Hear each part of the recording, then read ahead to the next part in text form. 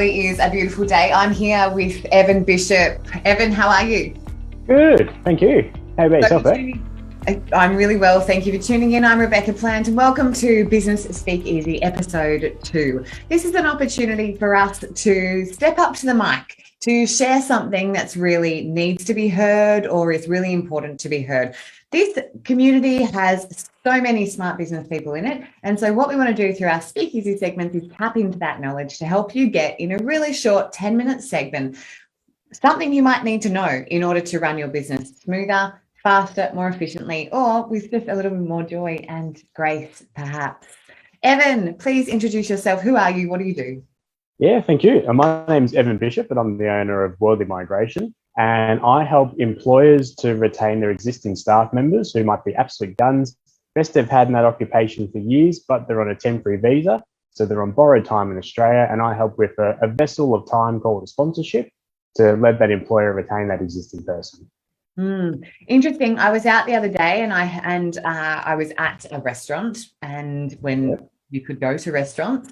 So the other day, it could be months ago, it could be days, I don't know. Could have been in your dreams, yeah. Measurement of time.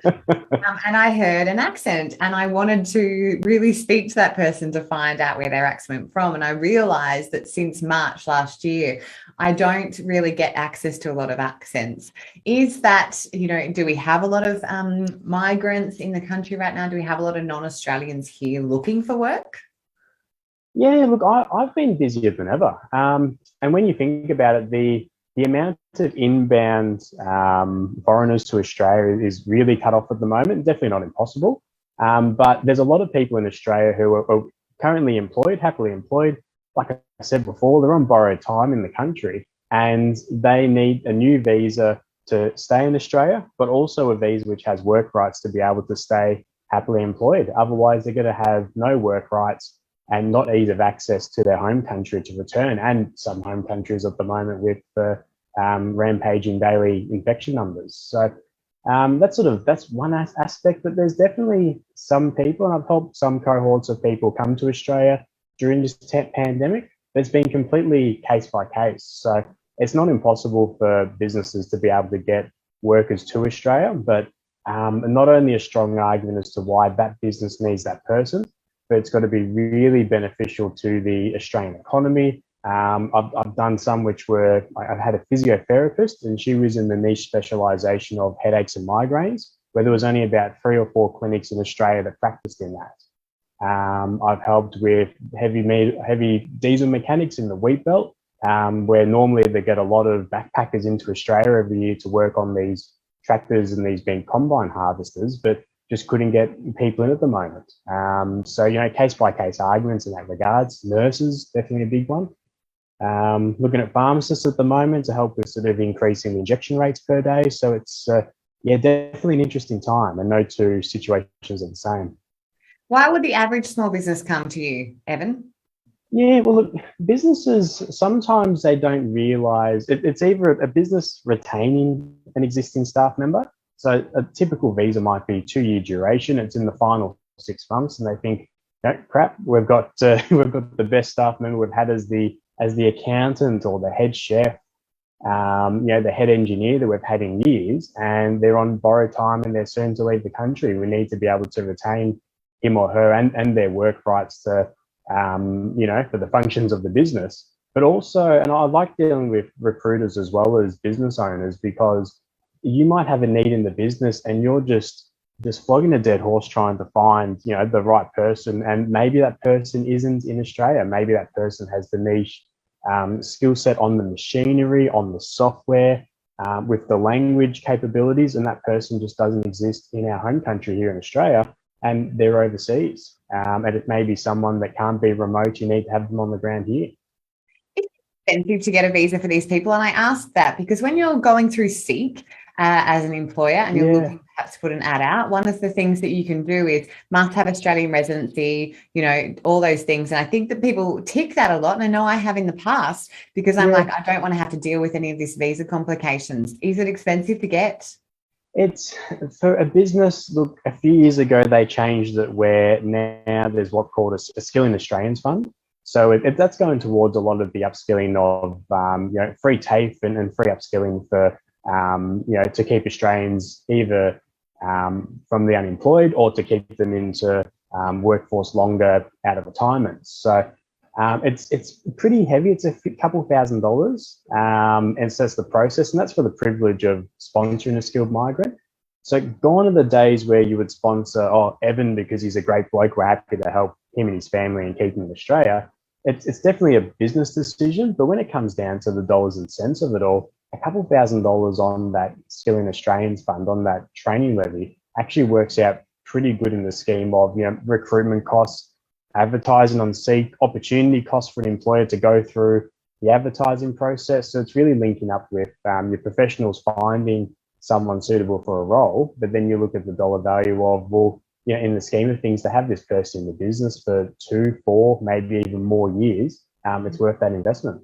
So that's what I'm hearing right now is if don't let that kind of non-residency or non-Australian passports stop you from hiring the right person, because there's always ways around it. Is that right, Evan? Yeah, exactly. And then it's a minefield when you get there, and migration law is the fastest moving area of law as it is, let alone in this COVID pandemic era. And hence there's professionals like myself that exist to handhold and oversee the process. Okay, so who are you looking to connect with? You mentioned recruiters before. Who are you looking to connect with, Evan? Yeah, look, I'll definitely say recruiters. I've had a good month so far. I've had 3 new recruiters I've met with where they've found me because they've found, in that situation, they've found the perfect person to finally fill a vacancy after 3 or 6 months, but they're on a temporary visa, so they need help with that process. I do like meeting recruiters and business owners, but yeah, definitely recruiters before they get to that process to find out and upskill themselves more into how this migration world can work, so they can add an extra string to their bow. So they're not just tunnel visioned into the Australian citizens and permanent residents, but they can understand the capabilities of sponsorship, and then that can open up a whole new range of options for them servicing their own clients and getting staff in the door for them. Yeah, great tips. So if you're a recruiter watching this and you think I could actually have someone like Evan in my pocket, Evan, how would people reach you?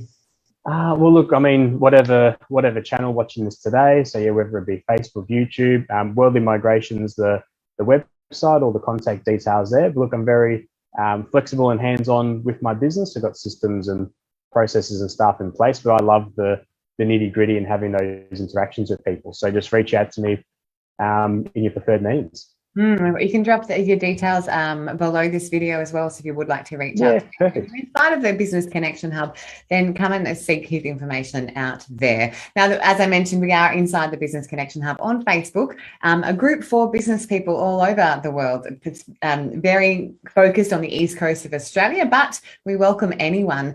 And it is run by myself and my husband, Edward Plant, but all of the crew behind the Business League. So, Evan, I have to ask the question, as always, at the end of all these things, what do you love about the Business Connection Hub and the Business League? Yeah, well, look, I'm based in Melbourne, and look, I mean, with today's restrictions, we're probably one of the best off in the whole east coast of Australia. But I joined last year when the cases were absolutely running mad, and I was stuck at home, and I just needed to have good quality connections with other adults, which wasn't my wife. So like to connect with, and other business owners, but not just everyday people, which are just sort of grabbing at a networking or business opportunity, but quite a selective group in the Business League. It's not just anyone that can be welcomed in. So by talking with other business owners who are doing excellent in their own fields, that really makes me strive to be better, not just in business, but as a person as well. So it definitely made the pandemic a lot less isolated, and it seems like the virtual world isn't going away anywhere. So you guys have done this fantastically. Well, thank you very much. It's great to have you, Evan. We love having you as part of our community. I know that you've become a trusted member and a trusted advisor for so many. So if you are in the want for some conversation around how you can have skilled migrants in your workforce, please do reach out to Evan Bishop. For now, that's it. Our SpeakEasy time is up on episode 2. I'm Rebecca Plants. Evan, say farewell. Excellent. Thank you, guys. Thanks for watching. Keep an eye out for the next Speakeasy coming up really soon.